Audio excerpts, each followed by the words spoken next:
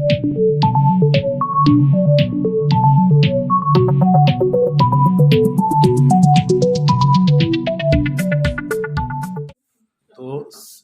सच में आज क्या हुआ ये बताइए। आज का सत्र बहुत ही प्रदेशवासियों के लिए हितकारी था और उसकी शुरुआत आज उत्तर प्रदेश के मुख्यमंत्री जी ने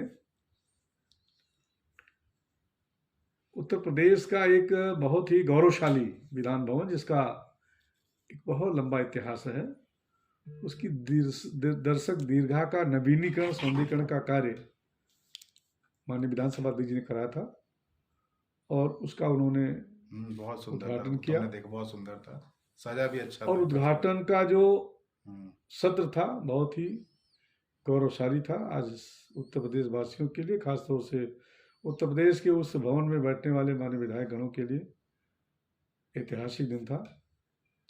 और जस्ट उसके बाद प्रश्नकाल का शुभारंभ हुआ। प्रश्नकाल जो उत्तर प्रदेश की देश की चुनी हुई संस्थाएं हैं, विधानसभा और लोकसभा, तो प्रश्नकाल खास तौर से लोकतंत्र में विपक्ष का होता है।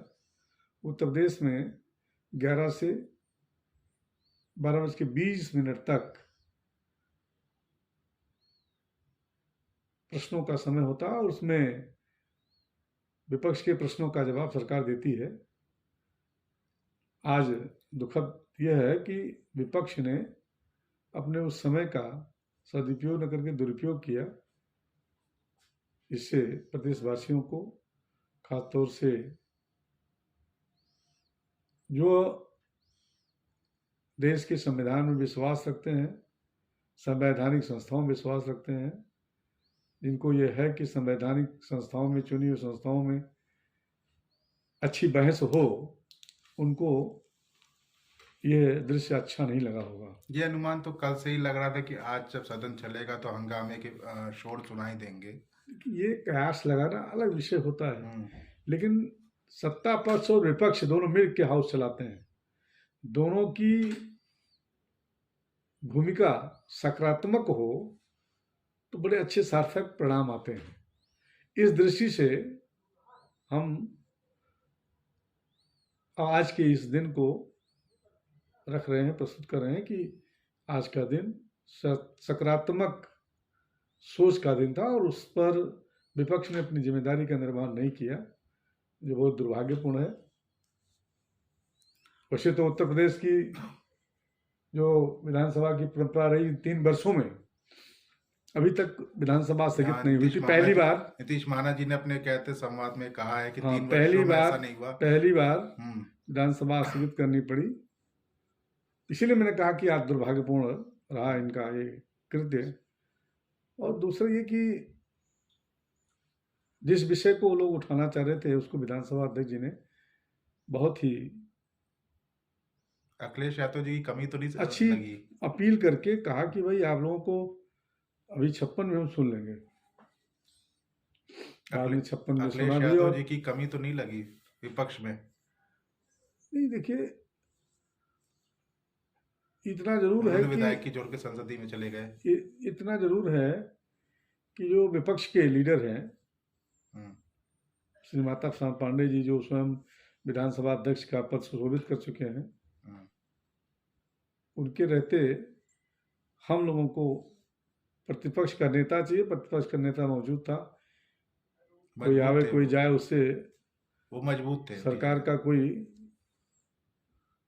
फर्क नहीं पड़ता सरकार पर, लेकिन जो जिम्मेदारी का निर्वहन उन्हें करना चाहिए तो उन्होंने किया नहीं और उनके विधायकों ने उनकी सुनी भी नहीं। अच्छा, सदन आज शुरू हुआ तो क्या तैयारी आप लोग को लेकर आए थे, क्योंकि आपको मालूम था कि विपक्ष किन किन मुद्दों पे आप पे हावी होगा?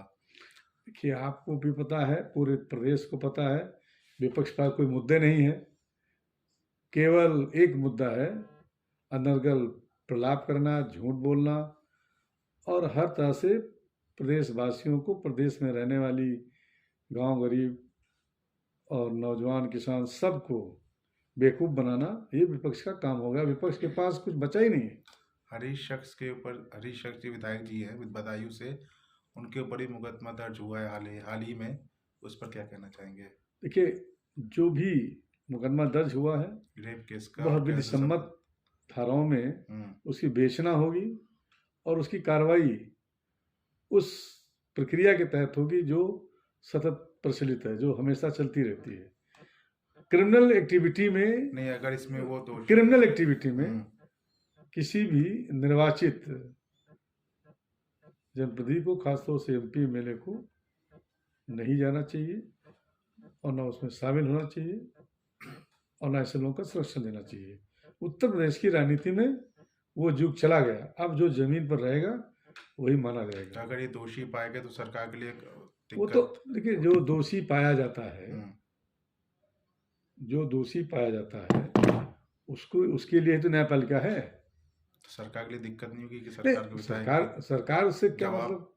देखिए, न्यायपालिका की कार्रवाई में सरकार का कोई हस्तक्षेप नहीं होता। एक सरकार की छवि थी कि जितने विधायक आते हैं हमारे यहाँ पार्षद कहते हैं पूरे साफ विधायक है, कोई भी कहते भ्रष्टाचार नहीं, कुछ भी कैमरा हमारे यहाँ होता नहीं है। मैं कह तो रहा हूँ कि अब तक की छवि बनी भी हुई है, मैं तो कह रहा हूँ कुछ हद तक बनी भी हुई है। मैं कह रहा हूँ इसी उत्तर प्रदेश में आजादी के इतने लंबे दिनों में कांग्रेस के सहयोगी या समाजवादी पार्टी या बहुजन समाज पार्टी के जमाने में क्या नहीं हुआ। इसी हजरतगंज में खुलेआम बोनट पर क्षेत्राधिकारी पीटा गया था। मथुरा में SP रैंक का अफसर मारा गया था। बाराबंकी में भी तो। और ये आपका जो है ना, क्या बोलते हैं, BSP के रिज्यूम में CMO जैसे पद पर हमारे डॉक्टर मार दिए गए थे।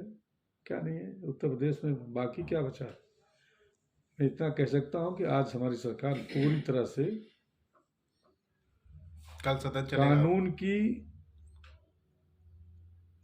जो कहीं से भी एक कदम भी कोई कानून तोड़ने काम करेगा उसके खिलाफ है।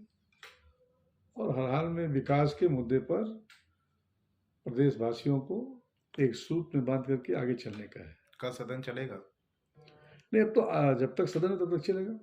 सरकार की क्या रूपरेखा होगी?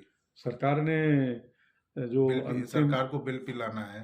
नहीं, वो तो सब पास होंगे, पास हो जाएंगे और अनुपूरक बजट भी पास होगा। जो सरकार का काम है वह इन 4 दिनों में सब संपन्न होने वाला है। चलिए, बहुत बहुत शुक्रिया बात करने के लिए हमसे। Thank you sir.